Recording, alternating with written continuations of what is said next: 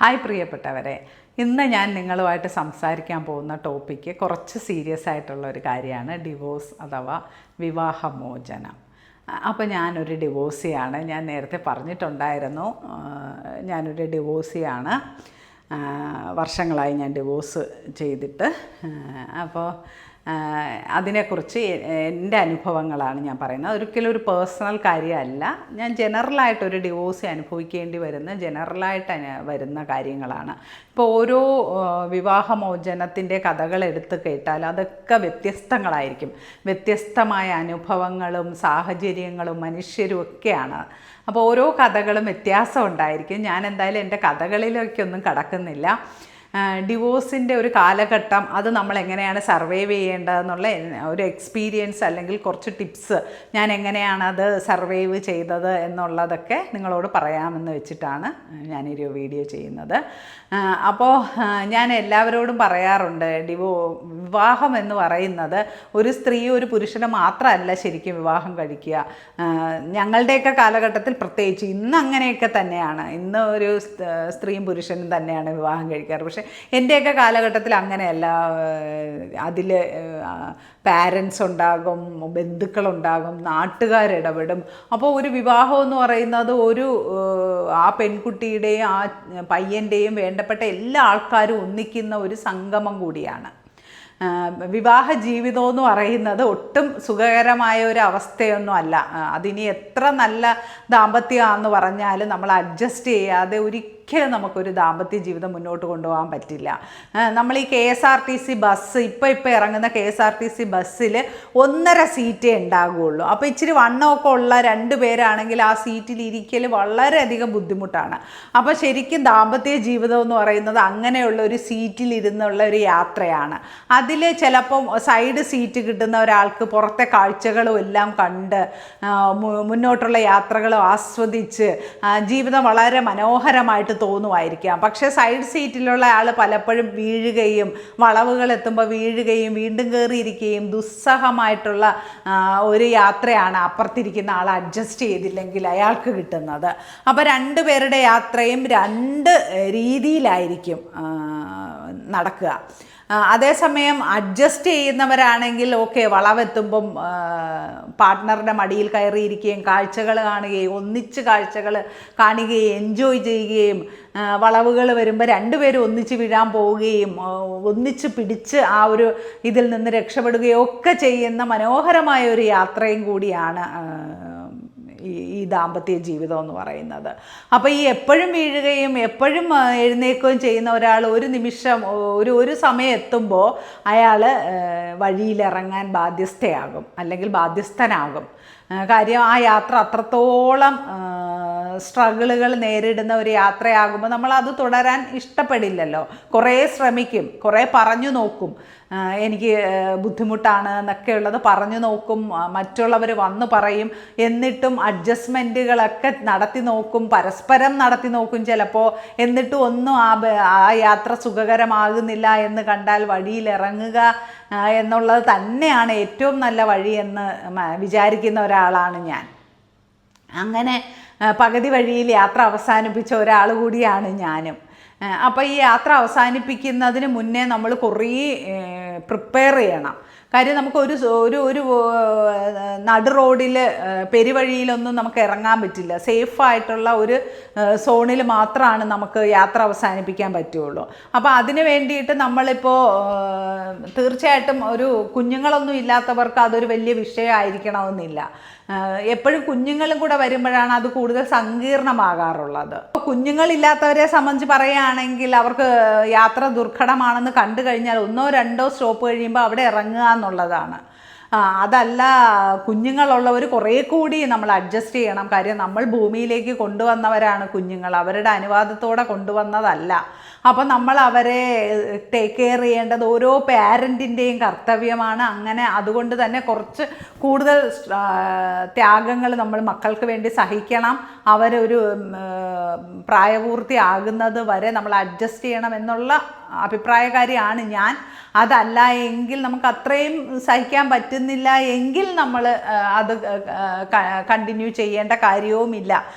എല്ലാവർക്കും അവരവരുടെ ജീവിതം വലുത് തന്നെയാണ്. അപ്പോൾ അങ്ങനെ നമ്മൾ അത് കണ്ടിന്യൂ ചെയ്യേണ്ട കാര്യവുമില്ല.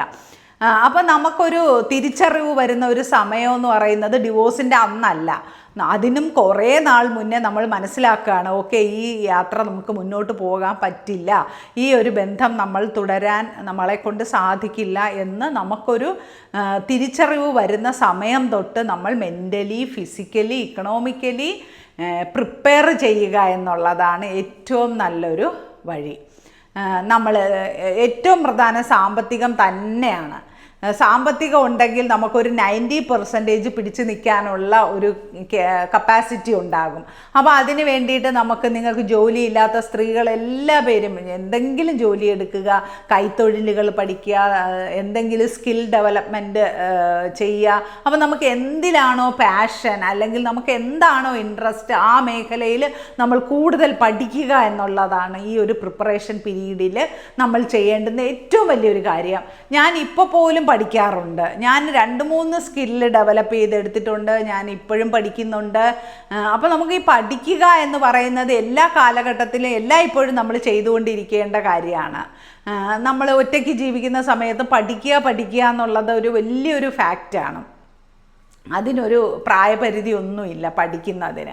അപ്പോൾ നമ്മൾ എപ്പോഴും സ്കില്ലുകൾ ഡെവലപ്പ് ചെയ്തുകൊണ്ടിരിക്കുക. ഓരോ കാലഘട്ടം കഴിയുമ്പോഴും നമ്മളുടെ പഴയ സ്കില്ലുകൾ കൊണ്ട് നമുക്ക് ജീവിക്കാൻ പറ്റില്ല. അപ്പോൾ നമ്മൾ പുതിയ സ്കില്ല് ഡെവലപ്പ് ചെയ്യണം. അങ്ങനെയാണ് നമ്മൾ ഇമ്പ്രൂവ് ആകുന്നത്. അപ്പോൾ ഈ ഒരു കാലഘട്ടം നമ്മൾ തിരിച്ചറിവിൻ്റെ കാലഘട്ടമാണ്. ആ സമയത്ത് നമ്മൾ കൗൺസിലിങ്ങും ബന്ധുക്കളുടെ സഹായവും എല്ലാം നമുക്ക് കിട്ടുന്ന ഒരു പീരീഡാണ്. കാര്യം നമ്മൾ ഡിവോഴ്സ് ആകാൻ തീരുമാനിച്ചു കഴിഞ്ഞാൽ നമുക്ക് പെട്ടെന്നൊന്നും ഡിവോഴ്സ് ചെയ്യാൻ പറ്റില്ല. നമ്മൾ കുറേ അഡ്ജസ്റ്റ് ചെയ്ത് ആ ഒരു കാലഘട്ടം ഉണ്ടല്ലോ. പിന്നെ ഫിസിക്കലിയും മെൻ്റലിയും നമ്മൾ ഒത്തിരി പ്രിപ്പറേഷൻ എടുക്കണം. കാര്യം ഡിവോഴ്സ് കാലഘട്ടം എന്ന് പറയുന്നത് ശാരീരികമായും മാനസികമായും നമ്മളേറെ തളരുന്ന ഒരു സാഹചര്യങ്ങൾ വരുന്ന ഒരു സമയമാണ്. അപ്പോൾ ഫിസിക്കലി നമ്മൾ ബോഡി ജിമ്മിലും എക്സസൈസും ഒക്കെ ചെയ്ത് നമ്മൾ ബോഡി യോഗയും മെഡിറ്റേഷനും എല്ലാം പ്രാക്ടീസ് ചെയ്ത് മെൻ്റലി സ്ട്രെങ്തനാകുക, ഫിസിക്കലിയും സ്ട്രെങ്തനാകുക, ഡയറ്റൊക്കെ നോക്കുക. ചിലർ ടെൻഷനൊക്കെ വരുമ്പോൾ ഒത്തിരി ഓവർ ഫുഡ് കഴിക്കുന്ന സ്വഭാവമുണ്ട്. അവരൊക്കെ അതൊക്കെ ഒന്ന് കൺട്രോൾ ചെയ്യുക, കൗൺസിലിങ്ങിന് പോവുക, വേണമെങ്കിൽ ഡോക്ടറെ ഹെൽപ്പ് തേടുക. മാനസികമായിട്ട് ഡിപ്രഷനൊക്കെ വരുന്നവർ ഡോക്ടറെ ഹെൽപ്പ് തേടുക. അങ്ങനെയൊക്കെ ചെയ്ത് നമ്മൾ ഈ ഒരു പീരീഡിനെ സർവൈവ് ചെയ്യുക എന്നുള്ളതാണ് കാര്യം. അതൊരു വേറിട്ട ഒരു പീരീഡാണ്. അത് അനുഭവിക്കുന്നവർക്ക് മാത്രമേ ആ പീരീഡ് എത്രത്തോളം സ്ട്രഗിൾ നിറഞ്ഞതാണെന്ന് മനസ്സിലാകുള്ളൂ. നമ്മൾ ഏറ്റവും സ്നേഹിക്കുന്നവർ തന്നെ നമ്മളെ ചിലപ്പോൾ ഒറ്റപ്പെടുത്തിയേക്കാം. കാര്യം സമൂഹം അങ്ങനെയാണ്. ഇന്നും സമൂഹത്തിൽ ഡിവോഴ്സുകളോടുള്ള, പ്രത്യേകിച്ച് സ്ത്രീകളോടുള്ള കാഴ്ചപ്പാടിൽ ഒരു മാറ്റവും ഇല്ല. അപ്പോൾ ഒരു ഡിവോഴ്സിയായ ഒരു സ്ത്രീ സമൂഹത്തിൻ്റെ റെസ്പെക്റ്റ് നേടിയെടുക്കണമെങ്കിൽ ഒത്തിരി സ്ട്രഗിൾ എടുക്കണം. അപ്പോൾ അക്കാര്യത്തിലൊക്കെ ഞാൻ ഏറ്റവും കൂടുതൽ പ്രൗഡായിട്ട് പറയുന്ന ഒരു കാര്യമാണ് ഞാനൊരു ഡിവോഴ്സിയാണെന്നുള്ളത്. എന്തുകൊണ്ടെന്ന് വെച്ചാൽ ഒരു കുടുംബജീവിതം നയിക്കുന്ന ഒരു സ്ത്രീ സമൂഹത്തിൻ്റെ മുന്നിലേക്ക് വരികയോ അല്ലെങ്കിൽ നമ്മൾ എന്തെങ്കിലുമൊക്കെ ഒരു ഫീൽഡിൽ മുന്നിലേക്ക് വരികയൊക്കെ ചെയ്യുമ്പോൾ നമുക്ക് കിട്ടുന്നതിനേക്കാളും നമ്മൾ ഒത്തിരി സ്ട്രഗിൾ എടുക്കണം ഒരു ഡിവോഴ്സിയായ സ്ത്രീ മുന്നിലേക്ക് വരാനായിട്ട്. സമൂഹം നമ്മളെ അംഗീകരിക്കണമെങ്കിൽ നമ്മളൊരു ഫാമിലി ലേഡി വരുന്നതിനെക്കാട്ടി ഒത്തിരി സ്ട്രഗിൾ എടുക്കണം ഒരു സിംഗിൾ ലേഡി മുന്നിലേക്ക് കയറി വരാൻ. അപ്പോൾ അവരുടെ റെസ്പെക്റ്റൊക്കെ നമ്മൾ പിടിച്ചു വാങ്ങേണ്ടതായിട്ട് വരും. അവരൊരിക്കലും നമുക്ക് തരാൻ തയ്യാറാവില്ല. നമ്മളതൊക്കെ പിടിച്ചു വാങ്ങേണ്ടി വരും. അപ്പോൾ ആ ഒരു രീതിയിലൊക്കെ ഞാൻ എന്നിൽ വളരെയധികം പ്രൗഡാണ്. അതിന് കാരണം ഞാൻ ഈ പ്രിപ്പറേഷൻ പീരീഡൊക്കെ, കാര്യം ഞങ്ങൾ ഒത്തിരി വർഷം അകന്ന് കഴിഞ്ഞിട്ടാണ് ഡിവോഴ്സ് വാങ്ങുന്നത്. അപ്പോൾ ആ ഒരു പ്രിപ്പറേഷൻ പീരീഡ് ഞങ്ങൾക്ക്, എന്നെ സംബന്ധിച്ച് പറയുകയാണെങ്കിൽ ഞാൻ നന്നായിട്ട് പ്രിപ്പയർ ചെയ്തിട്ടുണ്ട്. പുള്ളിയും പ്രിപ്പയർ ചെയ്തു എന്നാണ് ഞാൻ വിശ്വസിക്കുന്നത്. കാര്യം ഞങ്ങളുടെ ഡിവോഴ്സ് കഴിഞ്ഞ് 3-ാം ദിവസം പുള്ളി വിവാഹിതനായി. അപ്പം ആ പുള്ളിയും പ്രിപ്പയർ ചെയ്യാതെ പെട്ടെന്ന് കല്യാണമൊന്നും കഴിക്കില്ലല്ലോ. അപ്പോൾ ഞങ്ങളുടെ ആ ഒരു ഡിവോഴ്സ് പീരീഡ് പുള്ളിയും വിവാഹം കഴിച്ചു. അതിനൊന്നും എനിക്കൊരു പ്രശ്നമില്ല. കാര്യം അങ്ങനെയല്ലേ, ഡിവോഴ്സ് ചെയ്താൽ കല്യാണം കഴിക്കുന്നതിൽ എന്താണ് തെറ്റ്? പക്ഷേ ഞങ്ങളുടെ നാട്ടുകാരെ സംബന്ധിച്ച് പറയുകയാണെങ്കിൽ നാട്ടുകാർക്ക് അതൊക്കെ വലിയ പ്രശ്നമായിരുന്നു. ഞാൻ ഡിവോഴ്സ് ചെയ്തതും എൻ്റെ എക്സ് ഹസ്ബൻഡ് വേറെ വിവാഹം കഴിച്ചതും ഒക്കെ നാട്ടുകാർക്ക് അതൊക്കെ വലിയ ബുദ്ധിമുട്ടായിരുന്നത് കൊണ്ട് നാട്ടുകാർക്ക് എല്ലാ കാര്യങ്ങളും അറിയാമെങ്കിൽ പോലും അവർ നമ്മളടുത്ത് വന്ന് നമ്മളോട് ചോദിക്കും എന്താണ് സംഭവിച്ചതെന്ന്. നമ്മൾ പറയുന്നതൊന്നും അവർക്ക് കേൾക്കണ്ട, പക്ഷെ നമ്മളെ കുത്തി വേദനിപ്പിക്കുക എന്നുള്ളത് അവർക്കൊരു ഒരു നാട്ടു നടപ്പാണ്. അങ്ങനെയാണ്. എന്താ സംഭവിച്ചത്? ഇവർക്ക് എല്ലാ കാര്യങ്ങളും നമ്മളെക്കാട്ടി കൂടുതൽ അറിയാം, നമ്മളെക്കാട്ടി എക്സ്ട്രാ പോയിൻറ്റ്സും കൂടി അവർക്കറിയാം, അപ്പുറത്തെ സൈഡും കൂടി അവർക്കറിയാം. അവരാണ് നമ്മളോട് വന്ന് നമ്മളെ കിള്ളി ചോദിക്കുന്നത്. അപ്പോൾ അത്തരം ചോദ്യങ്ങളൊക്കെ ഒഴിവാക്കുന്നതിന് വേണ്ടി ഞാൻ എടുത്ത മെത്തേഡ് എന്ന് പറയുന്നത്, ഞാൻ വീട് മാറുകയാണ് ചെയ്തത്. എനിക്കന്ന് ക്രിയേറ്റീവ് സ്റ്റിച്ചിങ് ക്ലാസ് ഉള്ളത് കൊണ്ട് തന്നെ ഞാൻ ക്ലാസ്സിൻ്റെ സൗകര്യവും എൻ്റെ സൗകര്യവും കൂടി മുന്നിൽ കണ്ട് ഞാൻ എൻ്റെ വീട് റെൻറ്റിന് കൊടുത്തിട്ട് ഞാൻ വേറെ റെൻറ്റഡ് ഹൗസിലേക്ക് മാറുകയാണ് ചെയ്തത്. അപ്പോൾ ആ ഒരു രീതിയിൽ എനിക്ക് നാട്ടുകാരെ ഞാൻ ഒഴിവാക്കുകയാണ് ചെയ്തത്. വെറുതെ അവരൊന്ന് ചോദിക്കും, നമ്മൾ വേറൊന്ന് തിരിച്ചു പറയും. നമ്മൾ എത്ര പറഞ്ഞാലും അവർക്ക് അതല്ല അവർ ആഗ്രഹിക്കുന്ന ഉത്തരം. അപ്പോൾ അത്തരം ഉത്തരങ്ങൾ കൊടുക്കാൻ താല്പര്യമില്ലാത്തത് കൊണ്ട് തന്നെ ഞാൻ നാട്ടിൽ നിന്ന് മാറുകയാണ് ചെയ്തത്. അതെല്ലാവർക്കും പോസിബിൾ ആയിക്കൊള്ളണമെന്നൊന്നുമില്ല. അപ്പോൾ നാട്ടിലാണ് നിങ്ങൾ നിൽക്കുന്നതെങ്കിൽ നാട്ടുകാരെ കുറച്ച് നാൾ മാക്സിമം കാണാതെ ഒഴിവാക്കുക. അവരെ കണ്ട് നമ്മൾ എത്ര ബോൾഡാണെന്ന് പറഞ്ഞാലും, എത്ര മെൻ്റലി പ്രിപ്പയർഡ് ആണെന്ന് പറഞ്ഞാലും അവർക്ക് നമ്മളെ കുത്തി നോവിപ്പിക്കാൻ വലിയ ബുദ്ധിമുട്ടൊന്നും ഉണ്ടാവില്ല. ഒരാളെ വേദനിപ്പിക്കാൻ വലിയ സമയമൊന്നും വേണ്ട, പക്ഷേ സന്തോഷിപ്പിക്കാൻ ഒത്തിരി സമയം വേണ്ടി വരും. അപ്പോൾ അതുകൊണ്ട് ആ വേദനിക്കാനായിട്ട് നിന്ന് കൊടുക്കാതിരിക്കുക എന്നുള്ളതാണ് ബുദ്ധിപരമായ തീരുമാനം. അപ്പം ഞാൻ അതുകൊണ്ട് തന്നെ ഞാൻ ആ നാട് വിട്ട് വേറൊരു നാട്ടിലേക്ക് താമസം മാറുകയും ചെയ്തു. അപ്പോൾ നാട്ടുകാർക്ക് വലിയ ബുദ്ധിമുട്ടുണ്ടായില്ല. ഇല്ലെങ്കിൽ എൻ്റെ എക്സ് ഹസ്ബൻഡ് വിവാഹം കഴിച്ചതിനെ ചൊല്ലിയൊക്കെ നാട്ടുകാർക്ക് വലിയ ബുദ്ധിമുട്ടാണ്. എനിക്കോ പുള്ളിക്കോ യാതൊരുവിധ പ്രശ്നമില്ലെങ്കിൽ പോലും നാട്ടുകാർക്കൊക്കെ അത് വലിയ ബുദ്ധിമുട്ടാണ്. കല്യാണം കഴിച്ചു, ഡിവോഴ്സ് കഴിഞ്ഞു, 3ൻ്റെ അന്ന് കല്യാണം കഴിച്ചു എന്നൊക്കെയുള്ളത്. അതൊക്കെ ഞങ്ങൾ ഒത്തിരി വർഷം പിണങ്ങി പരസ്പരം യാതൊരുവിധ സഹകരണവും ഇല്ലാതെ ജീവിച്ചതിന് ശേഷമാണ് അതൊക്കെ സംഭവിക്കുന്നത്. അപ്പോൾ അതിലൊന്നും ഒരു തെറ്റും പറയാനില്ല. ഞാനും മാറി താമസിച്ചു. അങ്ങനെ ഡിവോഴ്സ് കൊണ്ട് ഞങ്ങൾക്ക് പ്രത്യേകിച്ച് എനിക്ക് യാതൊരുവിധ ബുദ്ധിമുട്ടും തോന്നിയിട്ടില്ല. പക്ഷെ നാട്ടുകാർക്കും ബന്ധുക്കൾക്കും എൻ്റെ ബന്ധുക്കൾക്കും ഒരു ബുദ്ധിമുട്ടും ഉണ്ടായിരുന്നില്ല. എന്തുകൊണ്ടെന്ന് വെച്ച് കഴിഞ്ഞാൽ എൻ്റെ ബന്ധുക്കൾക്ക് എൻ്റെ ചുറ്റും നിൽക്കുന്ന എല്ലാവർക്കും അറിയാമായിരുന്നു ഒരു ഡിവോഴ്സ് എന്നുള്ളത്. ഞങ്ങളുടെ രണ്ടുപേരുടെയും ചുറ്റിൽ നിൽക്കുന്ന എല്ലാവർക്കും അറിയാമായിരുന്നു ഡിവോഴ്സ് എന്ന് പറയുന്നത് ഞങ്ങളെ സംബന്ധിച്ച് ഒട്ടും ഷോക്കിംഗ് ന്യൂസ് അല്ല എന്നുള്ളത്. അവർ നേരത്തെ എന്തേ ഇത്ര ലേറ്റായി എന്നുള്ളത് മാത്രമാണ് എല്ലാവരും ആലോചിച്ചുകൊണ്ടിരുന്നത്. അപ്പോൾ ആ ഒരു രീതിയിൽ ബന്ധുക്കൾക്കോ നാട്ടുകാരെ ഒന്നും ഞാൻ ഫേസ് ചെയ്യേണ്ടി വന്നില്ല. എനിക്ക് അത്തരത്തിലുള്ള യാതൊരു ബുദ്ധിമുട്ടും ആരുടെ പക്കൽ നിന്നും ഉണ്ടായിട്ടില്ല. നാട്ടുകാരുടെ പക്കൽ നിന്നും ഉണ്ടാകാൻ ഞാൻ അവസരം കൊടുത്തില്ല. വേറെ ബന്ധുക്കൾ 1-2 പേരൊക്കെ വിളിച്ചു, അങ്ങനെ ഇറിറ്റേറ്റ് ചെയ്യാൻ തുടങ്ങിയ സമയത്ത് തന്നെ ഞാൻ അവരെ കട്ട് ചെയ്ത് ബ്ലോക്ക് ചെയ്ത് വിടുകയും ചെയ്തു. അങ്ങനെ ഞാൻ ആരെയും ഫേസ് ചെയ്യാൻ നിന്നില്ല. കാര്യം എൻ്റെ മെൻ്റൽ ഹെൽത്ത് എനിക്ക് ഏറ്റവും ഇമ്പോർട്ടൻ്റ് ആണ്. അപ്പോൾ ആ ഒരു രീതിയിൽ ഞാൻ ഒരിക്കലും ആരുടെ മുന്നിലും നിന്നു കൊടുത്തില്ല എന്നുള്ളത് കൊണ്ട് എനിക്ക് മെൻ്റലി യാതൊരുവിധ ബുദ്ധിമുട്ടും അവരുടെ പക്കലിൽ നിന്നൊന്നും വന്നിട്ടില്ല. എല്ലാവർക്കും അങ്ങനെ ആയിക്കൊള്ളണം എന്നില്ല, എല്ലാവരുടെ സാഹചര്യങ്ങളും ഒരുപോലെ ആകണമെന്നില്ല. അപ്പോൾ സാഹചര്യങ്ങൾ ഡിഫറൻ്റ് ആയവർ ഈ സമയവും കടന്നു പോകുമെന്ന് ചിന്തിക്കുക.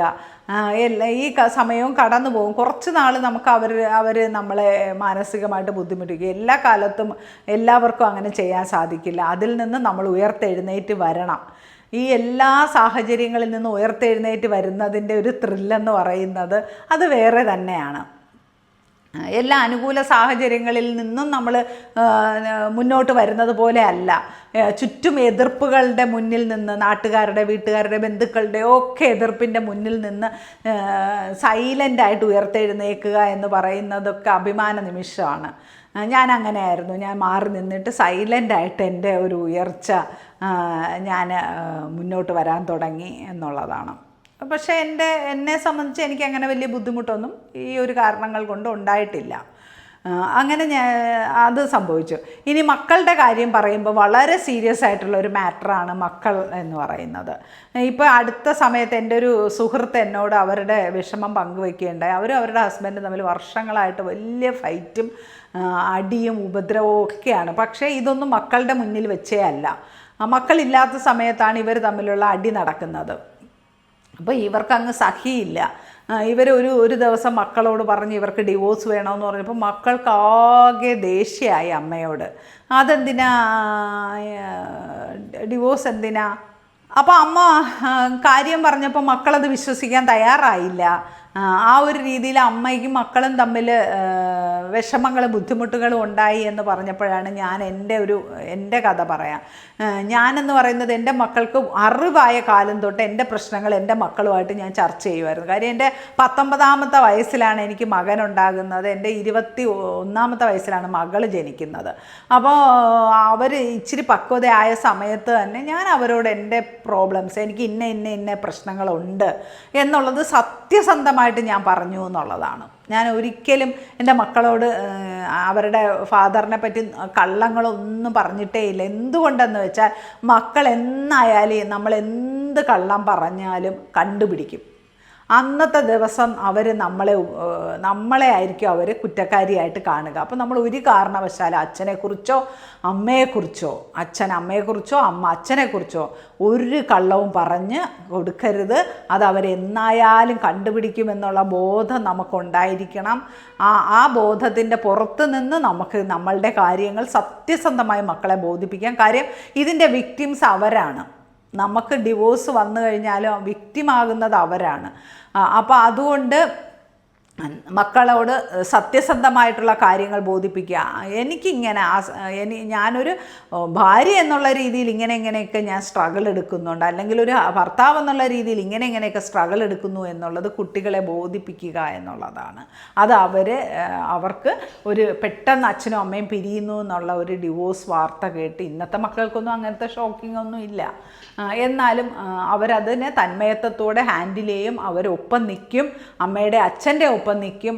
കാര്യം എന്താണെന്ന് വെച്ചാൽ ഇവർക്ക് രണ്ടുപേർക്കും ഒന്നിച്ച് ജീവിക്കാൻ സാധ്യമല്ലാത്തത് കൊണ്ടാണ് ഇവർ പിരിയുന്നത് എന്നുള്ള ബോധം ഇന്നത്തെ മക്കൾക്ക് പ്രത്യേകിച്ചുണ്ട്. ഇന്നത്തെ മക്കളൊക്കെ വളരെ പക്വതയുള്ള കുട്ടികളാണ്. അവർക്ക് ഇന്നത് വലിയ വിഷയമല്ല. പക്ഷേ എൻ്റെയൊക്കെ ഒരു സമയത്തൊക്കെ എന്ന് പറയുന്നത് ഇത് കുറച്ചത്ര സാധാരണമല്ലാത്തത് കൊണ്ട് കുട്ടികൾക്ക് അതിലൊരു ബുദ്ധിമുട്ട് വരരുതെന്ന് കരുതി ഞാൻ ആദ്യമേ തന്നെ എൻ്റെ ദാമ്പത്യത്തിൻ്റെ ആ ഒരു സ്റ്റാർട്ടിങ് പീരീഡ് തന്നെ എനിക്ക് ബുദ്ധിമുട്ടുകളായിരുന്നു. അപ്പോൾ കുട്ടികൾ ഒന്ന് പക്വത എത്തി വളർന്നു വരുന്ന ആ ഒരു സാഹചര്യമൊക്കെ എത്തിയ സമയത്ത് ഞാൻ എൻ്റെ മക്കളുമായിട്ട് എല്ലാ കാര്യങ്ങളും ഡിസ്കസ് ചെയ്യുമായിരുന്നു. എൻ്റെ കുട്ടികൾക്ക് എല്ലാ കാര്യങ്ങളും അറിയാമായിരുന്നു എന്നുള്ളത് കൊണ്ട് തന്നെ എന്നെ അവർ ഒരിക്കലും കുറ്റപ്പെടുത്തിയതുമില്ല. എൻ്റെ പിറകിൽ അവർ ശക്തമായിട്ട് നിൽക്കുകയും ചെയ്തു. എന്നെ ഫുൾ സപ്പോർട്ട് ചെയ്ത് നിന്നു. അതെനിക്ക് ഏറ്റവും വലിയ മെൻ്റൽ ഹെൽത്തിന് ഉപകരിച്ചു. എന്നെ പ്രൊട്ടക്റ്റ് ചെയ്തത് ഇന്നും അങ്ങനെ തന്നെയാണ്. എൻ്റെ എല്ലാ പ്രശ്നങ്ങളും ഞാൻ എൻ്റെ മക്കളുമായിട്ട് ഷെയർ ചെയ്യും. കാര്യം മക്കൾക്ക് വേണ്ടിയിട്ടാണല്ലോ നമ്മളൊരു ഇത്രയും സ്ട്രഗിൾ എടുക്കുന്നത്. അപ്പോൾ അവരെന്തുകൊണ്ട് നമ്മളുടെ പ്രശ്നങ്ങൾ മനസ്സിലാക്കുന്നില്ല? അവർ തീർച്ചയായിട്ടും മനസ്സിലാക്കണം. അതൊരു ഹസ്ബൻഡിൻ്റെ ആയാലും വൈഫിൻ്റെ ആയാലും പ്രശ്നങ്ങൾ മനസ്സിലാക്കണം. പക്ഷേ നമ്മൾ അതുകൊണ്ട് ആലോചിക്കാനുള്ളത് ഒരു ഹസ്ബൻഡ് ആൻഡ് വൈഫിൻ്റെ പ്രശ്നം എന്ന് പറയുന്നത് ഒരു അച്ഛനും മക്കളും തമ്മിലുള്ളതോ അമ്മയും മക്കളും തമ്മിലുള്ളതോ പ്രശ്നം ആവരുത്. ഇത് രണ്ടും രണ്ടായിട്ട് കാണാൻ ശ്രമിക്കുക. ഇപ്പം മക്കളും അച്ഛനും തമ്മിലുള്ള പ്രശ്നങ്ങൾ അവർ തമ്മിലുള്ള പ്രശ്നമായിക്കോട്ടെ, അതിൽ നമ്മളുടെ റിലേഷൻ ഇടപെടേണ്ട കാര്യമില്ല എന്നുള്ളതാണ്. പിന്നെ അച്ഛനിൽ നിന്ന് മക്കളെ അകറ്റുകയും അമ്മയിൽ നിന്ന് മക്കളെ അകറ്റുകയും ചെയ്യുന്നത് ഒരു 20 വയസ്സിൽ താഴെയുള്ള കുട്ടികളെ സംബന്ധിച്ച് നമുക്കത് ചെയ്യാൻ പറ്റും. നമ്മൾ പറഞ്ഞു കൊടുത്താലും മക്കൾ ചിലപ്പോൾ അതുപോലെ കേൾക്കും. പക്ഷേ 20 വയസ്സൊക്കെ കഴിഞ്ഞ് അവർക്ക് ബോധം വരുന്ന സമയത്ത് അവർ റിയാലിറ്റി തിരിച്ചറിയുകയും ആ റിയാലിറ്റി അവർ കാണുകയും ചെയ്യുന്ന സമയത്ത് നമ്മൾ ഈ പറഞ്ഞതിന് അവർ എതിരെ പറയാൻ ഇടവരും. അന്ന് നമുക്കിത് ബുദ്ധിമുട്ടുണ്ടാക്കും. അപ്പോൾ ഒരു കാരണവശാലും നമ്മൾ മുൻകൂട്ടി കാണാതെ, മക്കളെന്ന് പറയുന്നത് നമ്മളുടെ മാത്രമല്ല, മക്കളെന്ന് പറയുന്നത് നമ്മളുടെ അല്ല, അവർ ഇൻഡിവിജ്വൽ വ്യക്തികളാണ്. അതുകൊണ്ട് തന്നെ ആ മക്കളെ നമ്മൾക്ക് സ്വന്തമാക്കണമെന്ന് കരുതി ഒന്നും പറഞ്ഞു കൊടുക്കാതിരിക്കുക, ഒന്നും ചെയ്യാതിരിക്കുക. പക്ഷേ നമ്മുടെ പ്രശ്നങ്ങൾ മക്കൾ തീർച്ചയായിട്ടും അറിഞ്ഞിരിക്കണം. അത് അവരുടെ റൈറ്റാണ്. പറയാൻ പറ്റുന്ന കാര്യങ്ങൾ പറയാൻ പറ്റുന്ന രീതിയിൽ അവരുടെ ആ ഒരു പ്രായം എത്തുന്ന സമയത്ത് അവരെ അറിയിക്കുക, അവരുമായിട്ട് ഡിസ്കസ് ചെയ്യുക, അവരെ പല പ്രശ്നങ്ങളിൽ ഇൻവോൾവ് ചെയ്യിക്കുക. കാര്യം അവരാണ് ഇതിൻ്റെ ഒരു ഇരയാകപ്പെടുന്നത്, കുട്ടികളാണ്. അപ്പോൾ കുട്ടികൾക്ക് ഒരു സുപ്രഭാതത്തിൽ അമ്മയും അച്ഛനും പിരിയുന്നു എന്ന് പറയുന്നത് ഒരു വലിയ ഷോക്കായിരിക്കും. എന്തുകൊണ്ട് പിരിഞ്ഞു എന്നുള്ളത് കുട്ടികൾ തിരിച്ചറിയണം. അവർ ആ ഒരു റിയാലിറ്റിയെ ഫേസ് ചെയ്യാൻ പക്വത അവർക്കും വരണം. അവർക്കും ഒരു പ്രിപ്പറേഷൻ പീരീഡ് വേണം. ഒരു സുപ്രഭാതത്തിൽ അച്ഛൻ വേറെ അമ്മ വേറെ, അച്ഛൻ വേറെ വിവാഹം കഴിക്കുന്നു അമ്മ വേറെ വിവാഹം കഴിക്കുന്നു എന്നൊക്കെ പറയുന്നത് കുട്ടികൾക്ക് വല്ലാത്ത ഷോക്കിംഗ് ആണ്. പിന്നെ ഇന്നത്തെ കുട്ടികളൊക്കെ നല്ല പാരൻസ് ആണെന്ന് എനിക്ക് തോന്നാറുണ്ട്. അവർ ഡിവോഴ്സ് ആയാലും മക്കളുടെ കാര്യത്തിൽ ഒന്നിക്കുകയും മക്കൾക്ക് എന്തെങ്കിലും ആവശ്യം വരുന്നെങ്കിൽ ഒന്നിച്ച് നിൽക്കുകയൊക്കെ ചെയ്യുന്ന നല്ല ഡിവോഴ്സ് ചെയ്ത ആൾക്കാരെ ഞാൻ കണ്ടിട്ടുണ്ട്. അതൊക്കെ വളരെ നല്ല കാര്യമാണ്, അങ്ങനെയാണ് വേണ്ടത്. പക്ഷെ ഞങ്ങളുടെയൊക്കെ ഒരു കാലഘട്ടത്തിൽ അങ്ങനെയല്ല, അടിച്ചു പിരിയുക എന്നുള്ളതാണ്. ബന്ധുക്കൾ പരസ്പരം അടിക്കുന്നു, വീട്ടുകാർ പരസ്പരം അടിക്കുന്നു, നാട്ടുകാർ പരസ്പരം അടിക്കുന്നു, അങ്ങനെ അടിച്ചു പിരിയുക എന്നുള്ളതാണ്. പിന്നെ മരണം വരെ പരസ്പരം കാണുകയോ കേൾക്കുകയോ ചെയ്യാൻ പറ്റാത്ത വിധത്തിൽ വൈരാഗ്യങ്ങളും ദേഷ്യങ്ങളും ഒക്കെ ആയിട്ടാണ് ഒരു കാലഘട്ടത്തിൽ ഡിവോഴ്സ് എന്ന് പറയുന്നത്. പക്ഷേ ഇന്നത്തെ കാലഘട്ടത്തിൽ ആരോഗ്യകരമായ ഡിവോഴ്സാണ്. പരസ്പരം ഒന്നിച്ച് ജീവിക്കാൻ സാധ്യമല്ല എന്ന് കണ്ടു കഴിഞ്ഞാൽ അവർ പരസ്പരം സംസാരിച്ച് അവരതിൻ്റെ പ്രശ്നപരിഹാരങ്ങൾ ഉണ്ടാക്കി, കുട്ടികളുണ്ടെങ്കിൽ കുട്ടികളെ അവർ രണ്ടുപേരും കൂടി വളർത്തുകയോ അല്ലെങ്കിൽ ഒരാൾ വളർത്തുമ്പോൾ മറ്റേ ആൾ സാമ്പത്തികമായിട്ടുള്ള പിന്തുണ കൊടുക്കുകയോ കുട്ടികളുടെ എന്തെങ്കിലും ആവശ്യങ്ങൾ വരുമ്പോൾ സഹകരിക്കുകയോ ഒക്കെ ചെയ്യുന്ന മനോഹരമായ കാഴ്ച ഈ ന്യൂ ജെൻ കുട്ടികളിൽ ഞാൻ കാണുന്നുണ്ട്. അത് വളരെയധികം സ്വാഗതാർഹമാണ്. അങ്ങനെയാണ് വേണ്ടത്. ഒരു ആകെയുള്ള ഒരു ജീവിതത്തിൽ തമ്മിലടിച്ചും ബഹളം വെച്ചും ഒന്നും ജീവിക്കേണ്ട കാര്യമില്ല. ഒന്നിച്ചു പോകാൻ സാധ്യമല്ല എന്ന് തോന്നിയാൽ സന്തോഷത്തോടെ സൗഹാർദ്ദത്തോടെ പിരിയുമ്പോൾ നമ്മൾ ഇതിനൊക്കെ സാമ്പത്തിക ഒരു വലിയ ഘടകമാണെന്ന് എനിക്ക് തോന്നാറുണ്ട്. പ്രത്യേകിച്ച് സ്ത്രീകൾ വിവാഹം കഴിക്കുന്നത് ഭർത്താവിൻ്റെ ചെലവിൽ ജീവിക്കാനാണ് എന്നുള്ള ഒരു തെറ്റായ ധാരണ എൻ്റെയൊക്കെ കാലഘട്ടത്തിലുണ്ടായിരുന്നു. ഇപ്പോഴങ്ങനെയൊന്നുമില്ല. ഇപ്പോഴത്തെ സ്ത്രീകളൊക്കെ അങ്ങനെ ചിന്തിക്കുമെന്ന് എനിക്ക് തോന്നുന്നില്ല. അങ്ങനെ ചിന്തിക്കാതിരിക്കുക. നമുക്കൊരു തൊഴിൽ, ഒരു മാസ വരുമാനം എന്നൊക്കെ പറയുന്നത് നമ്മളുടെ റൈറ്റാണ്, നമ്മളുടെ അവകാശമാണ്. അത് ആരുടെ ഔദാര്യമല്ല, ആരും ഔദാര്യമായിട്ട് തരേണ്ടുന്ന കാര്യമേ അല്ല. അത് നമ്മൾ അധ്വാനിച്ച് ജോലി ചെയ്ത് അന്തസ്സോടുകൂടി ജീവിച്ച് കാണിച്ചു കൊടുക്കുക എന്നുള്ളതാണ്. പക്ഷേ കുട്ടികളുടെ കാര്യം വരുമ്പോൾ അങ്ങനെയല്ല. കുട്ടികളെ നോക്കേണ്ടത് രണ്ടുപേരും കൂടെ ചേർന്നാണ്. പാരൻസ് ഒന്നിച്ചാണ് കുട്ടികളെ നോക്കേണ്ടത്. അത് സാമ്പത്തികമായാൽ ആരാണോ കുട്ടിയെ നോക്കുന്നത് അതിൻ്റെ ഓപ്പോസിറ്റ് നിൽക്കുന്ന ആൾ സാമ്പത്തികമായിട്ട് സഹായിക്കണം. അച്ഛനാണ് കുട്ടിയെ നോക്കുന്നതെങ്കിൽ അമ്മ അച്ഛനെ സഹായിക്കണം. അമ്മയാണ് കുട്ടിയെ നോക്കുന്നതെങ്കിൽ അച്ഛൻ സഹായിക്കണം, സാമ്പത്തികമായിട്ട് സഹായിക്കണം. കാര്യം കുട്ടിയുള്ള ആൾക്ക് സ്ട്രഗിൾ കൂടുതലാണ്. അപ്പോൾ ആ ആളെ സാമ്പത്തികമായിട്ട് സഹായിക്കാൻ മറ്റേ ആൾ ബാധ്യസ്ഥനാണ്. ആ ഒരു രീതിയിൽ സൗഹാർദ്ദപരവും സുഖകരവുമായ ഒരു അന്തരീക്ഷത്തിൽ ആ കുഞ്ഞിനെ വളർത്താൻ സാധിച്ച കുഞ്ഞിന് വളരെ സന്തോഷമായിരിക്കും. അല്ലാതെ എന്നും അടിച്ചു കഴിയുന്ന പാരൻസ് ഉള്ള വീട്ടിൽ താമസിക്കുക എന്ന് പറയുന്നത് ആ കുട്ടികൾക്ക് വലിയ ബുദ്ധിമുട്ടാണ്. അവർ തന്നെ അവസാനം പറയും എങ്ങനെയെങ്കിലും ഒന്ന് ഡിവോഴ്സ് ആയാൽ മതിയായിരുന്നു എന്നുള്ളത്. എൻ്റെ മക്കളൊക്കെ അവസാനമൊക്കെ പറഞ്ഞു എങ്ങനെയെങ്കിലും ഒന്ന് ഡിവോഴ്സ് ചെയ്ത് രണ്ടുപേര് വഴിക്ക് പോകൂ എന്നുള്ളത് സഹികെട്ട് പറയേണ്ട അവസ്ഥ വന്നു. അത്രമേൽ പ്രശ്നങ്ങളായതിന് ശേഷമാണ് നമ്മളൊക്കെ ഡിവോഴ്സ് ആയത്. പക്ഷേ ഇന്നത്തെ കുട്ടികൾ അങ്ങനെയൊന്നും അല്ല. ഇന്നത്തെ തലമുറ അവർ വളരെ പക്വമായിട്ട് അവരുടെ ജീവിതം കാണാൻ പഠിച്ചവരാണ്. അപ്പോൾ നിങ്ങൾക്ക് എല്ലാവർക്കും നല്ലൊരു ദിവസം ആശംസിക്കുന്നു. Thank you so much.